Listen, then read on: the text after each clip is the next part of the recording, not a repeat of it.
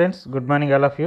ఈరోజు మనం చెప్పుకోబోయే lesson 5th class English 7th lesson kabaddi kabaddi kabaddi.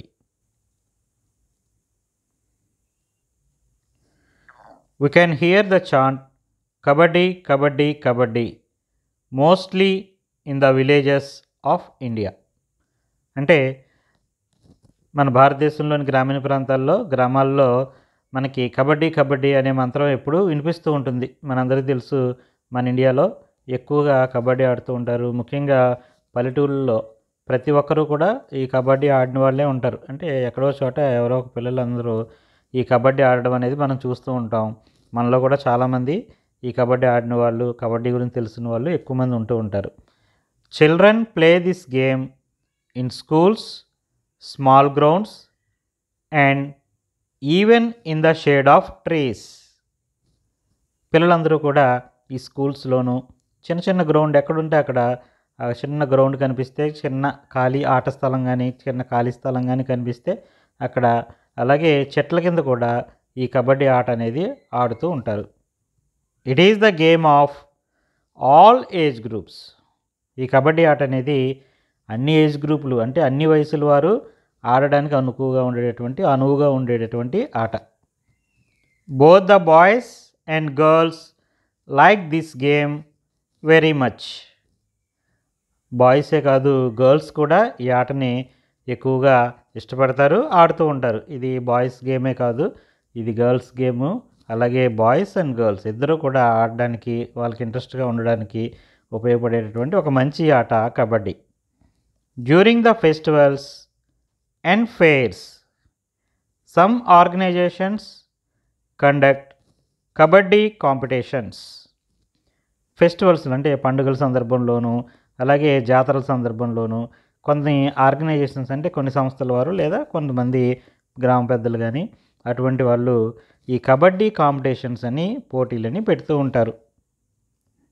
పల్లెటూరులో మనకి సంక్రాంతి పండుగ వచ్చినప్పుడు, లేదా వేరే కొన్ని పండుగలు వచ్చినప్పుడు, కొన్ని జాతరలు జరిగినప్పుడు ఈ కబడ్డీ పోటీలని పెట్టడం అనేది మనం చూస్తూ ఉంటాం. The game is widely played in Andhra Pradesh. ముఖ్యంగా మన ఆంధ్రప్రదేశ్లో ఈ ఆట అనేది చాలా ఎక్కువగా ఆడుతూ ఉంటారు. It is also known as chedugudu. అలాగే ఈ కబడ్డీ ఆటనే కొన్ని ప్రాంతాల్లో చెడుగుడు అని కూడా పిలుస్తూ ఉంటారు. చెడుగుడు అన్న కబడ్డీ అన్న ఒకటే. Kabaddi is the official game of our state. Our state అంటే మన రాష్ట్రం ఆంధ్రప్రదేశ్ కదా. మన రాష్ట్రానికి అధికారిక ఆట అన్నమాట. అఫీషియల్ గేమ్ ఏంటంటే kabaddi. The game requires no specific sporting equipment.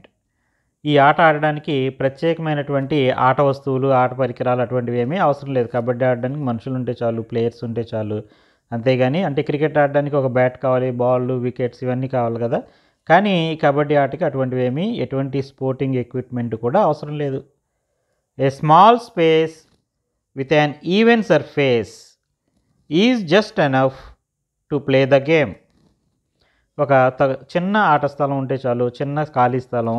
అది ఎలా ఉండాలంటే దాన్ని ఉపరితలం అంతా కూడా నునుపుగా ఉండి, అంటే ఒక లెవెల్గా ఉన్నటువంటి, ఒక ఈవెన్ సర్ఫేస్గా ఉన్నటువంటి ఒక చిన్న ఖాళీ స్థలం ఉంటే సరిపోతుంది ఈ ఆట ఆడడానికి. Only 2 things are required to play this game. ఈ ఆట ఆడడానికి 2 ఉంటే సరిపోతాయి. 2 విషయాలు ఏంటంటే, 1 ఈజ్ ఫిజికల్ స్ట్రెంగ్త్. అందులో ఒకటి శారీరక దృఢత్వం, అంటే ఫిజికల్ స్ట్రెంగ్త్ అని. కొంచెం మనం ఆట ఆడడానికి ఫిజికల్గా స్ట్రెంగ్త్గా ఉండాలి. And the other is mental sharpness and quickness. రెండవది ఏంటంటే, మన మనసు కూడా షార్ప్గా ఉండి, మనం క్విక్గా, అంటే తొందరగా ఆలోచించగలిగినటువంటి పరిస్థితిలో ఉండాలి. The game is played with the combination and cooperation of the body and the mind. ఈ ఆట అనేది మన బాడీ, మైండ్ ఈ రెండు కూడా ఒకదానితో ఒకటి సహకరించుకుంటూ కాంబినేషన్గా ఆడినప్పుడే ఈ ఆట మనం ఆడగలుగుతాం. It's known for its agility. Agility అంటే చురుకుదనం.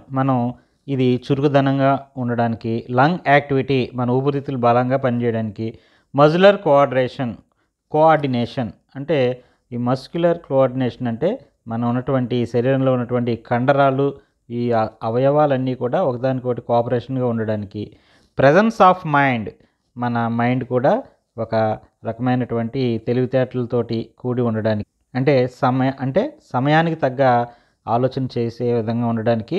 అండ్ క్విక్ రెస్పాన్సెస్, అలాగే మనం తొందరగా మనం చేసేటటువంటి ఆ రెస్పాన్స్ అనేవి ఉండడానికి, ఇవన్నిటికీ కూడా ఈ ఆట ప్రసిద్ధి చెందింది. అంటే కబడ్డీ ఆడేటప్పుడు చూడండి, మనం ఒక లైన్, సెంటర్ లైన్ ఉంటుంది, సెంటర్ లైన్ దాటి మనం కోతకెళ్ళామంటాం. ఆ విధంగా మనం అవతల లైన్కి వెళ్ళినప్పుడు అక్కడ వెంటనే వాళ్ళని టచ్ చేసి వెంటనే వెనక్కి వచ్చేయాలి. అది క్విక్ రెస్పాన్స్ అనమాట. ఎప్పుడైతే మనం ఆ మైండ్, మన బాడీ అన్నీ కూడా మనం చక్కగా చురుగ్గా ఉండి గబుక్కుని మనం వెంటనే వెనక్కి రాగలిగితే మనం చేరుకుని పాయింట్ తేగలుగుతాం. లేనట్లయితే వెంటనే మనం అక్కడ అవుట్ అయిపోయే అవకాశం కూడా ఉంటుంది. అవతల వాళ్ళు మనకంటే చురుగ్గా ఉన్నారనుకో, మనం వెంటనే మనల్ని క్యాచ్ చేసేస్తారు. సో ఈ ఆట అనేది, కబడ్డీ ఆట అనేది మనం మామూలుగా ఆడడానికి కుదరదు. దీన్ని చాలా షార్ప్గా ఉండాలి, మనం చాలా చురుగ్గా ఉండాలి. అలాగే మన బాడీ కూడా మంచి ఫిట్నెస్తో ఉండాలి. మన మైండ్ కూడా ఎటువంటి ఆలోచన లేకుండా చురుగ్గా ఆలోచించగలిగిన పరిస్థితుల్లో ఉండాలి. Apart from this, much team management is required. వీటి అన్నిటితో పాటు టీమ్ మేనేజ్మెంట్ అంటే ఒకరితో ఒకరు మనం సహకరించుకుంటూ, అంటే మన జట్టులో ఉన్నటువంటి మిగిలిన ఆటగాళ్ళతో మనం సహకారం పొందుతూ, మనం కూడా వాళ్ళకి సహకారం ఇస్తూ ఒకరినొకళ్ళు మరి ఒక టీమ్గా, మేనేజ్మెంట్గా కనుక ఆడినప్పుడే నెగ్గుతాం. కాబట్టి ఈ ఆటకి ముఖ్యమైనది టీమ్ మేనేజ్మెంట్ కూడా చాలా అవసరం. The game promotes mental and physical strength. ఈ ఆట ఆడడం వల్ల మనకి మన మెంటల్ స్ట్రెంగ్త్ పెరుగుతుంది, అలాగే మన బాడీలో కూడా ఫిజికల్ స్ట్రెంగ్త్ కూడా మరి ఇంప్రూవ్ అవ్వడానికి అవకాశం ఉంది ఆట ఇది.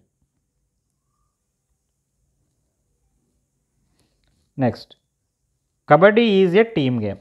ఈ కబడ్డీ ఆట అనేది ఒకళ్ళిద్దరు ఆడే ఆట కాదు, ఒక టీమ్గా, ఒక జట్టుగా ఆడేటటువంటి ఆట. It is played between 2 teams of 7 players each. ఈ ఆట అనేది 2 టీములుగా ఆడతారు. అంటే ఈ కబడ్డీ ఆటలో 2 టీమ్స్ ఉంటాయి. ఒక్కొక్క టీంలోనూ 7 players ఉంటారు, అంటే 7 members ఉంటారు. అంటే టోటల్గా ఈ కబడ్డీ ఆటని 14 members ఆడతారనమాట. 14 players ఆడతారు. ఏ court is designed on the ground with prescribed measurements. ఈ కబడ్డీ ఆట అనేది ఒక కోర్టులో ఆడతారు. ఆ కోర్ట్ అనేది దానికి ప్రత్యేకమైనటువంటి కొలతలు కలిగినటువంటి ఒక court. The court is divided into 2 equal parts with a center line. ఈ కబడ్డీ కోర్ట్ అనేది 2 సమాన భాగాలుగా ఉంటుంది, మధ్యలో ఒక సెంటర్ లైన్ ఉంటుంది. A 7-member team on one side and another 7-member team on the other side take positions in the court. 7 మెంబర్స్గా ఉన్నటువంటి team ఒకవైపున ఉంటారు, మరొక 7 మెంబర్స్తో ఉన్నటువంటి టీం అవతల వైపున ఉండి, ఈ కోర్టులో 2 కోర్ట్స్ ఉంటాయి కదా, సెంటర్ లైన్కి అటు ఇటు కూడా ఈ 2 టీమ్స్ ఉంటాయి. Team members of both the sides take turns to play the game in the court of their opponents. ఈ 2 టీమ్ మెంబర్స్లో ఉన్నటువంటి వాళ్ళు కూడా ఒక్కొక్కరుగా ఆ కోర్టులో అటు నుంచి ఇటు టర్న్స్ తీసుకుంటూ ఆపోజిట్ టీం మీద ఆడుతూ ఉంటారు. The players who crosses the centre line is called the raider. ఒక టీం నుంచి ఒక వ్యక్తి ముందుగా అవతల టీంలోకి వెళ్తారు. అవతల టీంకి మరి సెంటర్ లైన్ దాటి కోతకెళ్ళాడు అంటాం కదా, ఆ విధంగా సెంటర్ లైన్ దాటి ఆడడానికి వెళ్తాడు. ఎవరైతే టీం మెంబరు, ప్లేయరు ఒక సెంటర్ లైన్ దాటి వెళ్ళాడో అతన్ని రైడర్ అని పిలుస్తారు. The raider holds his breath and chants kabaddi kabaddi kabaddi during the whole ride.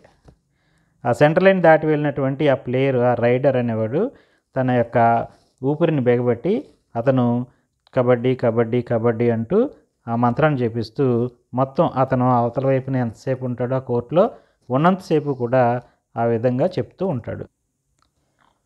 The raider raids to tag, అంటే టచ్ అనమాట, the members of the other team whereas the other team members try to tackle the raider. ఇక్కడ ఈ centre line దాటి వెళ్ళినటువంటి rider ఏం చేస్తాడంటే అవతల టీంలో ఉన్నటువంటి మెంబర్స్ని టచ్ చేయడానికి ట్రై చేస్తాడు, దాన్ని ట్యాగ్ అంటాడు. ఆ ట్యాగ్ చేయడానికి ట్రై చేస్తాడు. తను ఎవరినైనా ముట్టుకుంటే, టచ్ చేసినట్లయితే, ట్యాగ్ చేసినట్లయితే వెంటనే తను వెనక్కి తిరిగి వచ్చేస్తాడనమాట. ఎవరైతే ట్యాగ్ అయ్యారో వాళ్ళందరూ కూడా అవుట్ అయినట్టు, కోర్టు బయటకు వెళ్ళిపోతారు. అలాగే అదేవిధంగా అదర్ టీంలో ఉన్నటువంటి మెంబర్స్ అందరూ కూడా ఏం చేస్తారంటే, ఈ వచ్చినటువంటి రైడర్ని పట్టుకోవడానికి చూస్తారు. దాన్ని ట్యాకిల్ అంటారు. ట్యాకిల్ చేయడానికి చూస్తారు. ట్యాకిల్ అంటే వచ్చిన రైడర్ని పట్టుకోవడం, ట్యాగ్ చేయడం అంటే ఆ రైడర్ అవతల వాళ్ళని ముట్టుకోవడం అనమాట. ముట్టుకుని వెనక్కి వచ్చేస్తే ట్యాగ్ చేసినట్లు, లేదా రైడర్ని వాళ్ళందరూ కనుక పట్టేసుకుంటే దాన్ని ట్యాకిల్ చేసినట్టు. When the raider comes back, ఒకవేళ ఆ రైడర్ వెనక్కి వచ్చేస్తే another raider from the opposite side comes and places in his opponents court. అంటే ఒక రైడర్ కనుక వెనక్కి వచ్చేసాడు అనుకో, అప్పుడు అవతల ఆపోజిట్ సైడ్లో ఉన్నటువంటి ఇంకొక రైడర్ అనేవాడు, ఒక ప్లేయరు మనకి యువతల వైపుకి వచ్చి అతను ఆట మొదలు పెడుతూ ఉంటాడు. Players are declared out if they are tagged or tackled. ఈ ఆటలో ఎవరైతే ట్యాగ్ అవుతారో, అంటే వెళ్ళినవాడు ముట్టేసుకున్నాడు అనుకో వాళ్ళు ట్యాగ్ అవుతారు, లేదా వచ్చినవాడిని పట్టేసుకుంటే ట్యాకిల్ చేసినట్లయితే అలా ట్యాగ్ అయినా ట్యాకిల్ అయినా వాళ్ళందరూ కూడా అవుట్ అవుతారు. And they are taken out of the game. అటువంటి వారిని ఆ గేమ్ నుంచి బయటకు కూర్చోబెడతారు. అంటే కోర్టులో ఉండకుండా 7 మెంబర్స్ ఉంటారు కదా, అందులో ఎవరైనా ఒకరిని పట్టేసుకున్నారు అనుకోండి, అంటే ట్యాకిల్ అయిపోయినట్టు, తన్ని బయట కూర్చోబెట్టేస్తాడు. లేదు వెళ్ళినవాడు ఒక ఇద్దరిని ట్యాగ్ చేసి వెనక్కి వచ్చేసాడు అనుకోండి, ఆ ట్యాగ్ అయినటువంటి ఇద్దరు ప్లేయర్స్ని బయటికి పంపించేస్తారు కోర్టులోంచి. However, for each point scored by the team, a player who has been taken out comes back to play. ఇప్పుడు అవుట్ అయిపోయిన ప్లేయర్స్ని బయట కూర్చోబెట్టేసాం కదా, అవుట్ అయిపోతే. అలాగే పాయింట్ వచ్చినప్పుడు ఏం చేస్తారంటే, ఒక టీం కనుక ఒక పాయింట్ వస్తే బయట కూర్చోబెట్టినటువంటి ఒక ప్లేయర్ని మళ్ళీ ఆటలోకి తీసుకుంటారు. The game is played in 2 halves of 20 minutes each. ఈ గేమ్, కబడ్డీ గేమ్ ఎంతసేపు ఆడతారు? ఎంతసేపు అంటే ఇది 20 నిమిషాలు చొప్పున మొత్తం 40 minutesగా ఉంటుంది. ఫస్ట్ హాఫ్ అంటే 2 సగాలుగా అంటారు. అంటే ఫస్ట్ 20 minutes ఆట జరుగుతుంది. ఆ తర్వాత మళ్ళీ ఇంకో 20 minutes ఆట జరుగుతుంది. 2 సగాలుగా జరుగుతుంది. In between the halves there is a 5 minutes break. 20 minutes అయిపోయిన తర్వాత మళ్ళీ ఇంకో 20 minutes జరగడానికి ముందు ఒక 5 minutes బ్రేక్ ఇస్తారు. ఆ తర్వాత మళ్ళీ ఇంకో 20 minutes ఆ గేమ్ అనేది జరుగుతుంది. అంటే మొత్తం 45 minutes ఈ గేమ్ అనేది నడుస్తుంది. After the first half the players exchange their sides. అలాగే ఈ ఆట ఆడేటప్పుడు 2 కోర్ట్స్ ఉంటాయి కదా, సెంటర్ లైన్కి అటో కోర్ట్ ఇటో కోర్ట్ ఉంటుంది కదా కోర్టులో. అప్పుడు ఈ యువతల కోర్టులో ఉన్నటువంటి వాళ్ళు ఈ ఫస్ట్ హాఫ్ అయిపోయిన తర్వాత అవతల కోర్టులోకి వెళ్తారు. అవతల కోర్టులో ఉన్న వాళ్ళు యువతల కోర్టులోకి వెళ్తారు. అంటే కోర్ట్స్ అనేవి ఎక్స్చేంజ్ అవుతాయి. It is learned that the game had been played in prehistoric time in different forms. మనకి మన పాత పురాణాల్లో, కథల్లోనూ మనకు తెలుసుకున్నది, మనం చదివింది ఏంటంటే, ఈ ఆట అనేది ఇప్పటిదే కాదు, ఈ ప్రాచీన కాలం నుంచి ఎన్నో రకాలుగా ఈ ఆట అనేది మన భారతదేశంలో జరుగుతూ ఉంది. But modern kabaddi game started all over India in 1930. కానీ మోడర్న్ కబడ్డీ గేమ్ అంటే ఇప్పుడు మనం చెప్పుకున్నాం కదా, చెప్పుకున్న రూల్స్ ప్రకారం ఆడుతున్నటువంటి ఈ కబడ్డీ గేమ్ అనేది మన భారతదేశంలో 1930 సంవత్సరం నుంచి జరుగుతూ ఉంది. It is a favourite game in south Asian countries. మన దక్షిణ ఆసియా దేశాల్లో ఈ కబడ్డీ గేమ్ అనేది ఒక ఫేవరెట్ గేమ్, వాళ్ళందరికీ నచ్చిన game. It is the national game of Bangladesh. ఇది బంగ్లాదేశ్ అనే దేశానికి మన పక్కనే ఉంటుంది కదా, జాతీయ క్రీడ. బంగ్లాదేశ్కి ఈ కబడ్డీ అనేది జాతీయ క్రీడ, national game. It is also played in most of the Asian countries. అలాగే మన ఆసియా ఖండాల్లో ఉన్నటువంటి దేశాల్లో, చాలా దేశాల్లో ఈ ఆట అనేది ఆడుతూ ఉంటారు. Nowadays pro kabaddi, professional level kabaddi has become very popular. ప్రస్తుత రోజుల్లో ప్రో కబడ్డీ అనేది చాలా పాపులర్ అయిపోయింది. మీరు కూడా టీవీలో చూసే ఉంటారు. ప్రో కబడ్డీ అంటే professional level kabaddi. Pro kabaddi అంటే ప్రొఫెషనల్ లెవెల్ కబడ్డీ. ఈ ప్రొఫెషనల్ లెవెల్ కబడ్డీ అనేది ప్రో కబడ్డీ అంటారు. ఈ ఆట అనేది చాలా పాపులర్ అయింది, మన టీవీల్లో కూడా వస్తూ ఉంది. Is dearly watched on the televisions by all walks of people. అన్ని రకాల ప్రజలు కూడా ప్రస్తుతం టెలివిజన్స్లో మనకి ప్రో కబడ్డీ అనేది మనం చూస్తూ ఉన్నాం. The game is played in the Asian games. ప్రస్తుతం ఈ గేమ్ అనేది చిన్న చిన్న ఆటలుగానే కాంపిటీషన్స్లోనే కాకుండా ఏషియన్ గేమ్స్లో కూడా, అంటే ఆసియా ఖండాల్లో ఉన్నటువంటి అన్ని దేశాల మధ్య జరిగేటటువంటి ఒక పెద్ద ఆటల పోటీ ఏషియన్ గేమ్స్.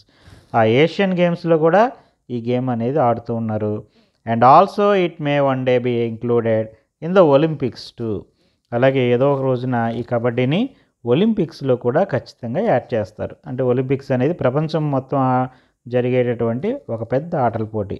ఆ ఒలింపిక్స్లో కూడా మన కబడ్డీ గేమ్ని తొందరలోనే ఇంక్లూడ్ చేసే అవకాశం కూడా ఉంది. అటువంటి ఒక మంచి గేమ్ ఈ కబడ్డీ గేమ్. సో ఈ కబడ్డీ లెసన్ గేమ్ గురించి తెలుసుకున్నారు కదా ఈ లెసన్లో. ఇప్పుడు దీనికి సంబంధించినటువంటి ఈ యాక్టివిటీస్ని ఎలా ఫిల్ చేయాలి ఏంటనేది నెక్స్ట్ వీడియోలో మనం తెలుసుకుందాం. అలాగే మరొక వీడియోలో ఈ లెసన్కి సంబంధించినటువంటి వర్క్ బుక్ యాక్టివిటీస్ని ఏ విధంగా ఫిల్ చేయాలో కూడా తెలుసుకుందాం.